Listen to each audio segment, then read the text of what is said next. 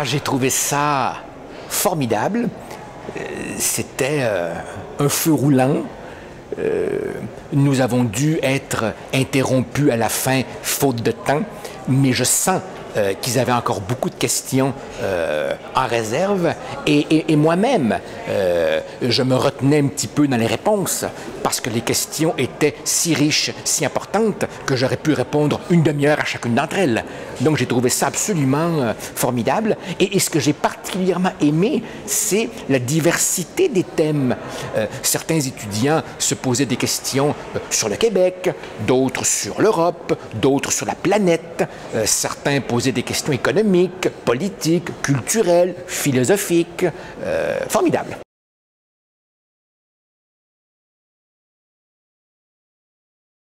Mais de la seule manière dont je sache m'organiser, je mets une page blanche devant moi, je mets un crayon et je me dis, bon, à qui je m'adresse? Et là, je me dis, j'ai des jeunes allumés, début de la vingtaine, ce sera leur monde, qu'est-ce qui pourrait bien les intéresser? Et ensuite, je me dis, bon, deuxième volet, quelles compétences ai-je pour parler de tel ou tel thème? Je ne parle pas de physique nucléaire ou de chimie, j'y connais rien. Alors j'essaie de construire une espèce de squelette d'argumentation à partir d'une part de ce que je connais et d'autre part de ce que je pense que ce public veut entendre. En fait, ma conférence n'avait pas vraiment de titre, mais si elle avait eu un titre, ce titre aurait pu être les 4 crises de notre époque ou que faire, la vieille question de Lénine. En fait, je suis comme ces jeunes, hein? Je regarde le monde et j'essaie de le comprendre.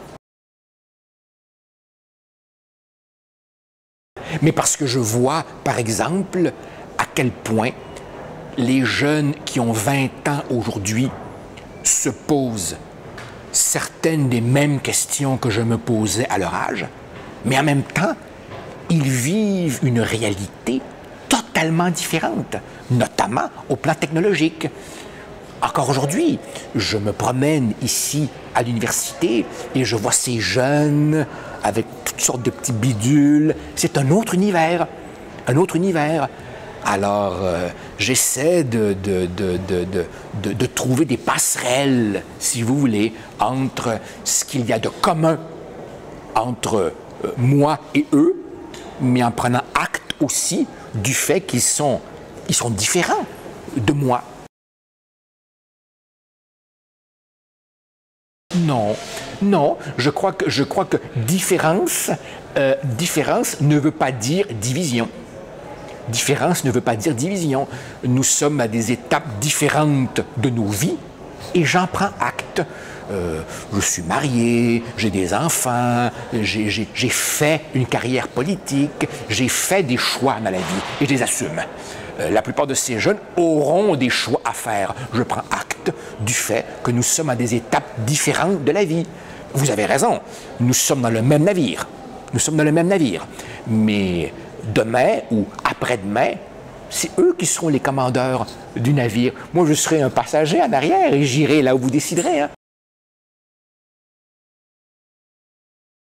Un mot, curiosité. Ils ont parfaitement le droit de ne pas penser comme moi. Ils ont parfaitement le droit de dire « quelle vieille barbe ». Je m'en fous. Ce que je veux, c'est qu'ils se posent des questions sur le monde qui les entoure. Je ne veux pas qu'ils soient des petits robots. Je veux qu'ils se questionnent. Et ils répondront comme ils veulent. Ah oui, ils ont été formidables. J'ai adoré. Vraiment? Ah oui, j'ai adoré, vraiment. Si j'ai essayé de lier l'économique, le politique, le culturel, la mondialisation et tout, c'est parce que ces questions-là sont liées. C'est le monde académique qui impose des distinctions artificielles entre départements, entre facultés, les économistes, les politologues. En réalité, les grandes questions de notre époque sont des questions avec leur dimension économique, leur dimension politique, leur dimension sociale, leur dimension philosophique. Et comme j'ai assez rapidement senti que j'avais devant moi des étudiants qui n'avaient pas d'œillère, mais qui étaient capables de penser de manière transversale et de faire des liens entre disciplines, pourquoi pas? Alors parlons de tout. On a même parlé de littérature, pourquoi pas? Pourquoi pas?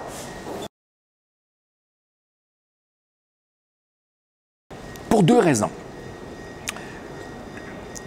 Je suis rentré en politique pour ce que j'appellerais une grande raison et une petite raison. La grande raison, c'est que je voulais faire l'indépendance du Québec. J'ai essayé et j'ai échoué. Peut-être que d'autres, après moi, meilleurs que moi, réussiront. Mais moi, j'ai essayé et j'ai raté. Rester après cela n'était plus très motivant. Je ne voyais pas de perspective vraiment emballante et je n'avais pas envie d'être simplement un administrateur des choses courantes. Et la petite raison, plus personnelle, c'est que j'avais envie de vivre cette vie très excitante de député et ministre. Et la chance a voulu que j'y accède relativement vite.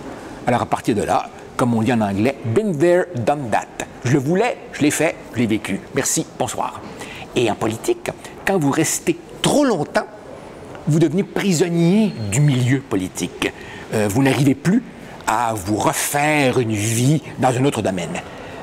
Autrement dit, il faut choisir le bon moment pour y entrer et il faut choisir le bon moment pour y sortir. Et puis, troisième volet, et non le moindre, pendant que j'étais en politique, j'ai eu des enfants. Et j'avais envie de les voir grandir.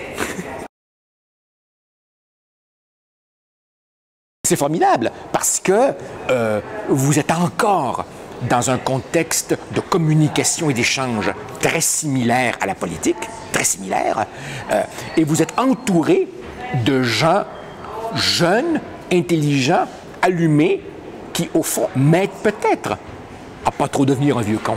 Donc, c'est formidable.